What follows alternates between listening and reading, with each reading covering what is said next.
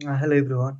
From this video, today I'm going to let you know about microalgae parachloride slurry cultivation in 50 liter of a batch of photobioreactor system. Without delay, I'd like to let you know about how to uh, cultivate microalgae parachloride slurry in pilot scale.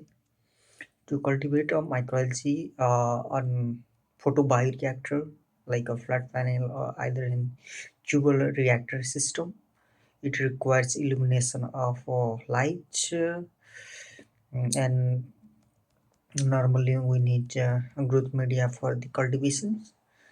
Basically we go with BG11 media, and also there is possibility of a BBM media for the cultivation. Beside the key requirement for the preparation of those media includes nitrogen, phosphorus. These are the major sources of nutrient required for the microalgae for their growth and development.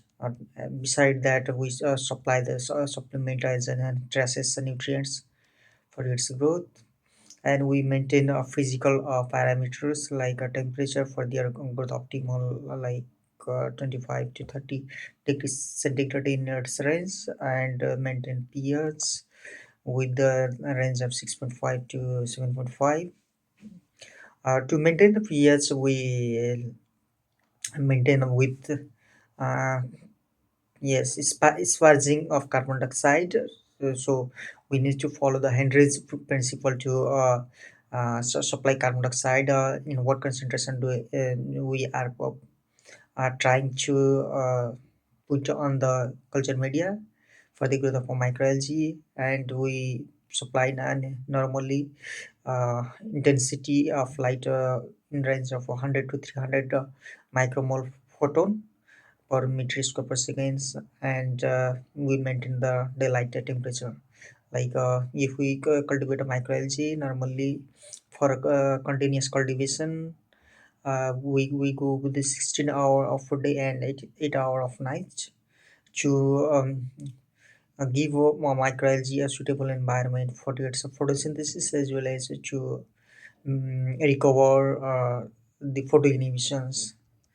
So, normally we utilize LED light for uniform exposure, aeration for mixing of carbon dioxide. Normally we give so 1 to 2% of carbon dioxide through the disperser, and mixing will be like a flow rate of a nutrient medium will be like a 0.5 to 1 bbm, which provides proper mixing, carbon supply, as well as a P of stabilization.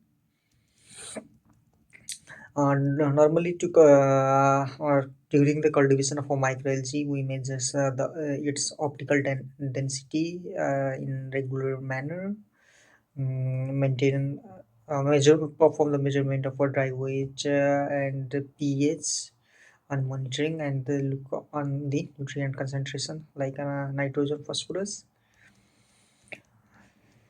Some of the challenges we had to tackle while cultivation of microalgae, either in a photobioreactor system or in other systems, like light limitations, because this is the major parameter which affect the growth of microalgae. So, to have like a high density of a cell, we need to maintain the light. So, as well as there is another problem like mixing.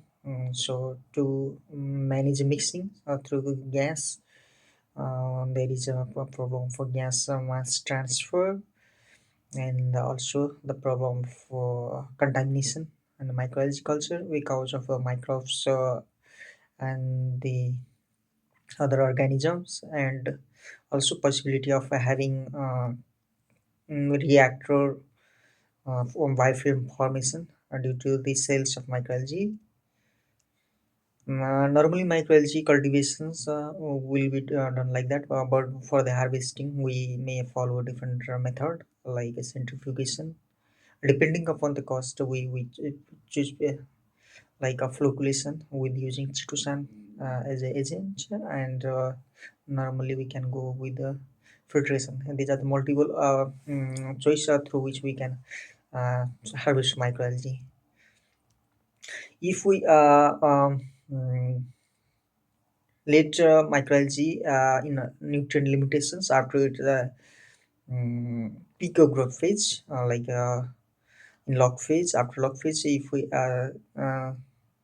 limit the nutrients like nitrogen, that will impact on the microalgae protein, chlorophyll, and nucleic acid. If there is a nitrogen limiting condition, it means that will impact on the cell divisions of microalgae, photosynthesis, and carbon capture will be uh, redirected, and also there will be impact.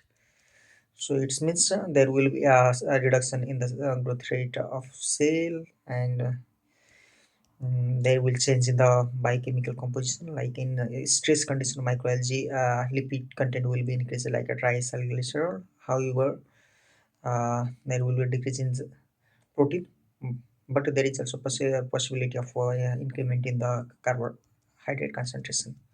So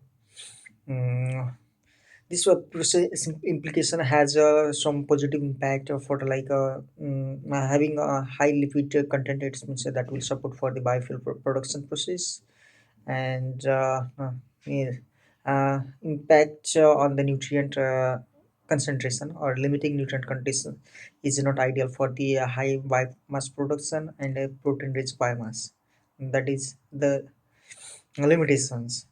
So while if we create a photo inhibition condition for the microalgae within the same 50 liter of a bioreactor, in that situation that will have impact in the photosystem too for microalgae. So that will causes the formation of reaction of yes, reaction of oxygen species. So reactive oxygen species will have a effect on the quantum efficiency of a microalgae, and they will create a stress on them, lower the efficiency of their carbon fixation, decreases the growth and their biomass productivity, and there will be chances of high pigment degradation and also membrane damage. So normally we need to have a critical threshold of light for the growth of microalgae, like 100 to 300 micromole photon per meter square per second, and then that will have a risk otherwise. So a reaction oxygen species will create in excess of light, and if there is a low nitrogen, so that causes a very high stress on a microalgae. Normally, to avoid a photo inhibition, we need to maintain light dilution, which we can do, and we can also do intermittent flashing of light to maintain proper mixing, which will inhibit the problem for photo inhibition, and we can cultivate a microalgae normally without problem in their healthy state.